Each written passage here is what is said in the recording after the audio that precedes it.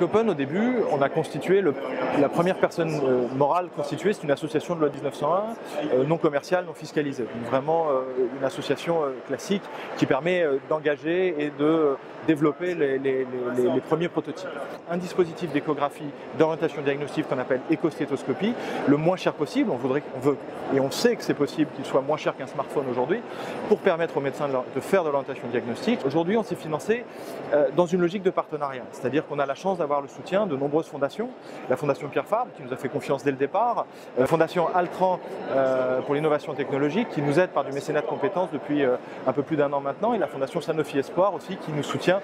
financièrement. Le produit qui va arriver, sur lequel aujourd'hui il est difficile pour nous d'évaluer l'impact, on a des pistes, on a la chance dans la communauté d'avoir par exemple des chefs de service d'urgence de grands hôpitaux parisiens qui nous disent mais avec une solution comme la vôtre, sans avoir fait de calculs savants ou d'avoir de chiffres précis, eux ils ont une intuition forte qui est de dire on devrait pouvoir vider de 50% de nos urgences parce qu'on orientera tout de suite les personnes. Si on reprend ces chiffres de l'OMS qui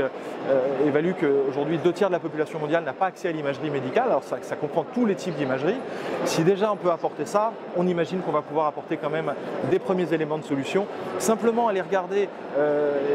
à l'intérieur du corps, de voir un organe, de savoir si c'est grave ou pas grave, quel est le niveau de gravité et le niveau d'urgence, eh bien quand on est un médecin de brousse, savoir que cette personne-là doit tout de suite aller à l'hôpital